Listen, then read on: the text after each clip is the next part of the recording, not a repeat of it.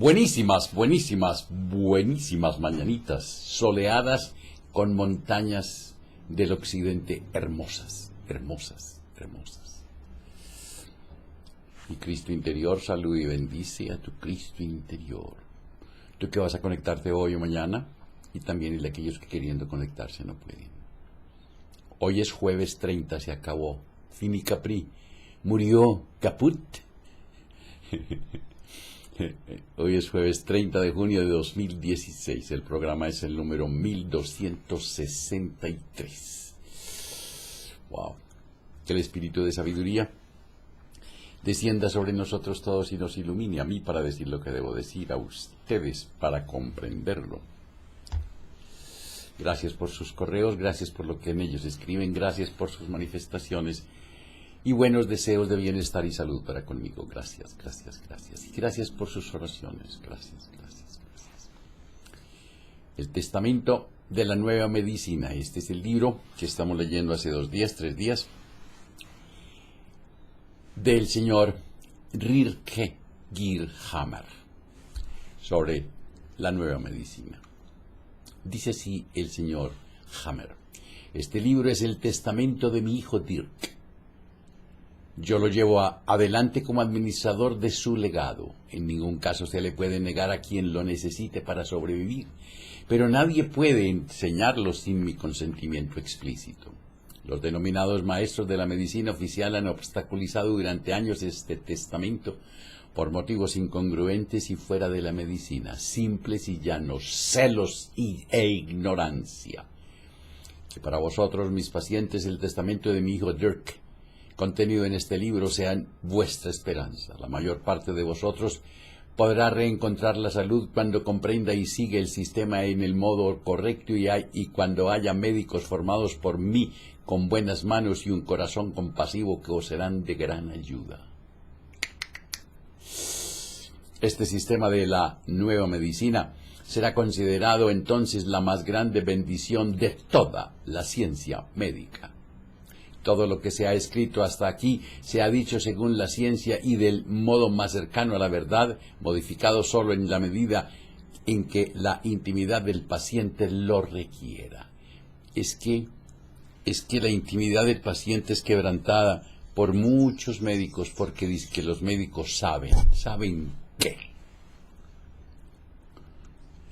Os pido que mostréis respeto por las personas y sus destinos y que se describen aquí, y si por casualidad pudierais saber de quién se trata, que seáis discretos. Los relatos usados como ilustrativos no se han incluido como un entretenimiento, sino para ser de ayuda a todos los que estéis enfermos. Expresamente deseo que no me creáis, sino que os convenzáis vosotros mismos del fundamento de este sistema, que es comprobable y comprobado con alta probabilidad. El boicot contra la nueva medicina ha sido, por dramatismo e infamia, proporcional a la importancia de este descubrimiento del contexto ligado del suceso tumoral. Yo mismo enfermé en 1978 de un cáncer de testículos cuando mi hijo Dirk fue herido mortalmente y que 4 meses después murió entre mis brazos. Aquello era el síndrome Dirkhammer.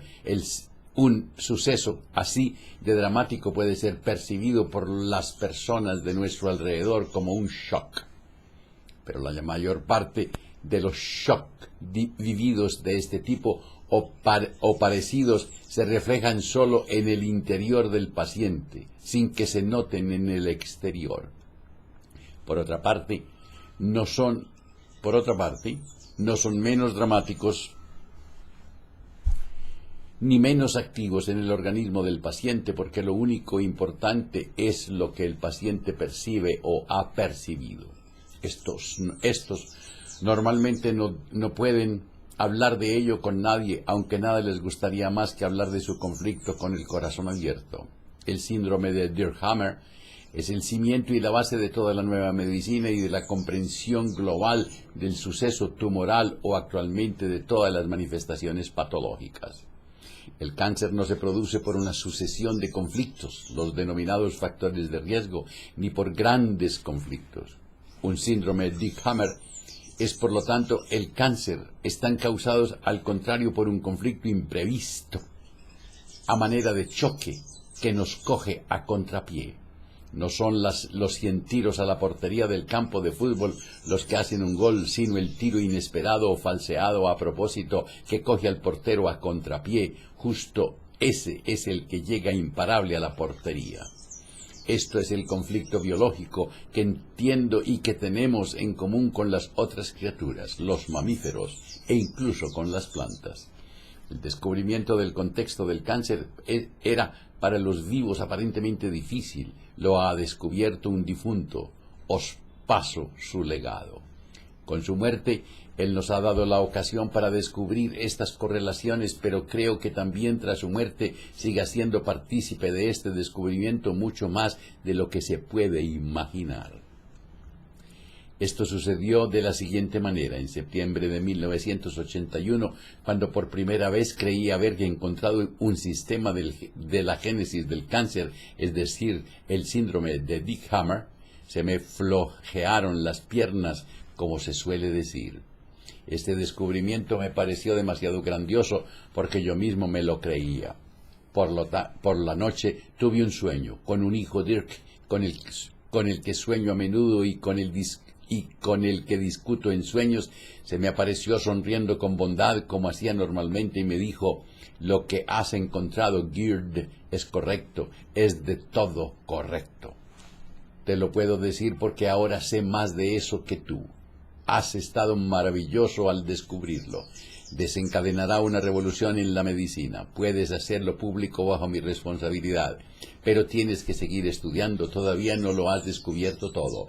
Todavía te faltan 2 cosas importantes. Me desperté y memoricé cada una de las palabras de nuestra conversación. Estaba tranquilo y desde entonces totalmente convencido de que el síndrome de Dick Hammer era correcto. Hasta aquel momento había examinado cerca de 170 pacientes. Llamé al señor Oldenburg de la televisión bávara, que ya una vez había hecho un pequeño reportaje sobre el escalpelo de Hammer en el Congreso Quirúrgico de Múnich en mayo de 1978. Vino a Oberaudorf e hizo una pequeña película que se emitió en Baviera el 4 de octubre de 1981. Al mismo tiempo, el evento se difundió con un reportaje también en la RAI, Radio y Televisión Italiana.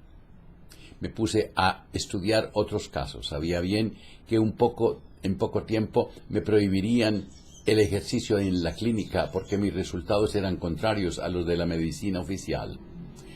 Habiendo no solo recopilado otros casos, sino que habiéndolo hecho de un modo programado y sistemático, hice una constatación extraordinaria. Por ejemplo, el cáncer del cuello de útero siempre tenía un contenido de experiencia conflictiva muy particular, es decir, sexual.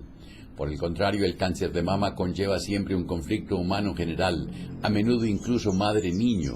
El cáncer de ovario es un conflicto de pérdida o tenía un contenido conflictivo genitoanal. Al mismo tiempo, constaté que cada tipo particular de cáncer tenía un tiempo particular de latencia de la manifestación tumoral antes que la paciente notase su cáncer, o sea, más o menos 12 meses para el cáncer del cuello del útero, de 2 a 3 meses para el cáncer de mama, de 5 a 8 meses para el cáncer de ovarios. Esto me parecía por una parte lógico y razonable, por otra parte demasiado razonable como para creerlo, dado que no solo estaba en contra de los preceptos de la medicina clásica, sino que sobrepasaban toda medicina. De hecho, este descubrimiento demostraba nada menos que la psique misma, la que establece dónde se forma el cáncer. De nuevo me temblaron las piernas. Todo el asunto era demasiado grande para mí. La noche siguiente soñé nuevamente y en sueños hablé con mi hijo. Él me alabó y me dijo: «Santo cielo, Gerd, cómo lo has descubierto y qué bien que lo has hecho». Después sonrió de nuevo con su sonrisa incomparable y me dijo: «Solo te falta una cosa todavía, y después ya lo habrás encontrado todo. Ahora no puedes darte por vencido, tienes que continuar indagando, seguro que lo lograrás». Nuevamente me desperté De golpe estaba convencido totalmente de la certeza de mis resultados y me puse a investigar febrilmente cuál sería la última cosa que me faltaba y que Dirk me había dicho. Estudiaba cada caso que me llegaba con base a los criterios que establecí y vi que los resultados eran correctos en todos los casos. Dirk tenía razón. Entonces volví a examinar a fondo no solo todos los casos precedentes, para cada uno de los cuales había preparado un archivo, sino en especial también los casos de carcinomas dormidos, así como los casos siguientes. Era una carrera contra el tiempo. Sabía con precisión que pronto no me dejarían visitar ningún paciente. Por lo tanto, mi última semana de servicio trabajé día y noche, y de repente se me apareció un conocimiento. En los casos en los que los pacientes habían sobrevivido al conflicto, se habían resuelto siempre. Por el contrario, el conflicto no se había resuelto en los casos de las personas que habían muerto o en los que la enfermedad había empeorado. Me había ya acostumbrado a considerar correcto lo que los colegas con los que intentaba hablar de estas cosas consideraban simplemente sin sentido, sin querer saber más del asunto. Pero realmente este conocimiento era para mí excesivamente grande. Estaba anonadado y literalmente las piernas se me volvieron de mantequilla. En este estado casi no podía esperar la noche siguiente en la que podía presentar mis problemas a mi maestro Dirk. De nuevo soñé con mi hijo tan claramente como la última vez. En esta ocasión él estaba lleno de admiración y me sonreía con reconocimiento diciéndome: no hubiera creído posible que lo consiguieses con tanta prisa. Si lo has encontrado es correcto. Si lo que has encontrado es correcto, completamente correcto. Ahora tienes todo, ya no te falta nada. Las cosas son exactamente así. Ahora puedes publicar todo bajo mi responsabilidad. Te prometo que no te arrepentirás de ello, porque es la verdad. Cuando por la mañana me desperté y repasé el sueño con claridad, mis últimas dudas se habían disipado. A mi hijo siempre le he podido creer, y ahora estaba muerto con más razón. Y ahora que estaba muerto con mayor razón. En los últimos años ha habido muchas personas que han considerado el pasaje expuesto arriba como no científico. De hecho, no tiene pretensión de serlo, sino solo de estar conforme a la verdad. Del resto, según mi parecer, es importante el hecho de que resultados y descubrimientos que son válidos lógica y empíricamente, además de reproducibles en cualquier momento, se verifiquen para establecer si son correctos o falsos. Pero si los resultados y los descubrimientos son correctos, entonces no tiene ninguna importancia para su veracidad cómo y por quién han sido descubiertos. Ni siquiera sirve perseguir al descubrirlos con todos los medios imaginables de terror y descrédito para acallar el descubrimiento y para evitar las consecuencias de éste. Haciendo esto, la culpa se vuelve enorme, y es justamente lo que ha sucedido en estos últimos 17 años. La medicina oficial dominante actualmente no es en sentido estricto una ciencia, aunque parezca muy científica. Tiene miles de hipótesis y dogmas que se deben o se pueden creer, pero que son falsos porque a su vez se basan en hipótesis no demostrables. Por ejemplo, el dogma de la metástasis, enfermedad como una avería de la naturaleza, el dogma de las células enloquecidas, el dogma de las metástasis cerebrales, el dogma de los microbios como agentes patológicos. Si se analizan los dogmas de la denominada medicina oficial, se ve que derivan del pensamiento bipolar de bueno y malo, típico de nuestras grandes religiones, la judía, la cristiana y la musulmana, que a su vez provienen de la concepción zoroástrica del mundo de los antiguos persas. Todo se divide coherentemente en bueno y malo. De aquí deriva lógicamente también la mentalidad eliminatoria marcial de los cuales guerreros de la medicina, que sin embargo en realidad no es más que la Edad Media. Quien no cree en los dogmas únicos verdaderos tiene que ser quemado. Malignas eran, por ejemplo, todas las células cancerígenas y los microbios, todas las reacciones de enfermedad del organismo, además de las denominadas enfermedades del espíritu y del ánima.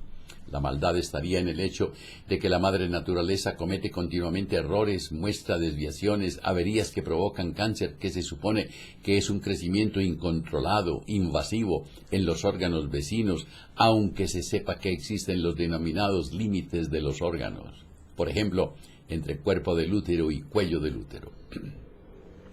En la nueva medicina existen solo 5 leyes biológicas que son científicas y comprobables en cualquier momento. Tienen que ser válidas en sentido naturalista para cada caso particular y para cada síntoma particular también de la enfermedad secundaria.